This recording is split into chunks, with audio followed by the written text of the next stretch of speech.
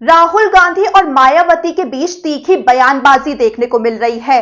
एक दूसरे को बीजेपी की बी टीम बताने की बहस के पीछे क्या कोई सियासी चाल है और इससे किसे फायदा और किसे नुकसान होगा, चलिए आपको समझाते हैं। दरअसल उत्तर प्रदेश की राजनीति में इन दिनों बीजेपी की बी टीम को लेकर सियासी पारा चढ़ा हुआ है। राहुल गांधी और मायावती के बीच तीखी बयानबाजी देखने को मिल रही है, जहां राहुल गांधी ने मायावती पर बीजेपी से मिली भगत का आरोप लगाया, वहीं मायावती ने पलटवार करते हुए कांग्रेस को ही बीजेपी की बी टीम बता दिया। रायबरेली दौरे के दौरान दलित छात्रों से बातचीत के दौरान राहुल गांधी ने मायावती को लेकर बयान दिया। वो बोले कि मायावती अब ठीक से चुनाव क्यों नहीं लड़ रही हैं। पहले वो हमारी तरह बीजेपी के खिलाफ लड़ती थी, लेकिन अब वो बीजेपी की बी टीम की तरह चुनाव लड़ रही हैं। राहुल बोले कि हम चाहते थे कि सपा, बसपा और कांग्रेस मिलकर बीजेपी के खिलाफ चुनाव लड़े। अगर ये तीनों साथ आ जाएं तो बीजेपी को हरा सकते हैं। राहुल गांधी के इस बयान ने यूपी की राजनीति में हलचल मचा दी।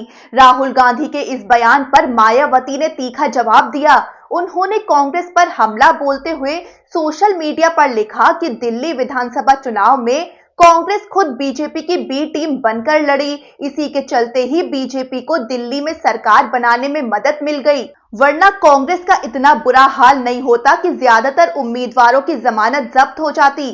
इसके साथ ही मायावती ने राहुल गांधी को सलाह भी दे दी। उन्होंने सलाह देते हुए लिखा कि राहुल गांधी को दूसरों पर उंगली उठाने से पहले अपने गिरेबान में झांकना चाहिए। मायावती के इस बयान के बाद यूपी की राजनीति में नया मोड़ आ गया। दरअसल उत्तर प्रदेश में अगले विधानसभा चुनाव से पहले सभी दल अपनी रणनीति बनाने में जुटे हैं।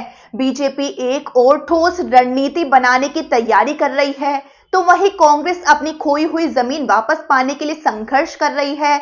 वहीं समाजवादी पार्टी और बसपा अपने अपने वोट बैंक को साधने में लगे हैं। दलित वोटों पर खास नजर है, क्योंकि ये तबका यूपी की राजनीति में किंग मेकर साबित हो सकता है।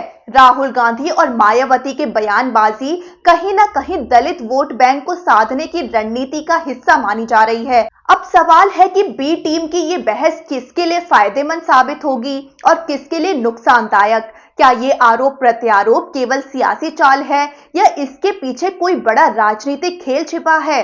2027 के चुनावों में ये पार्टियां जो अभी एक दूसरे पर हमलावर हैं, क्या आखिरकार बीजेपी के खिलाफ एकजुट होकर लड़ेंगी या फिर आपसी खींचतान के चलते बीजेपी को खुला मैदान मिलेगा।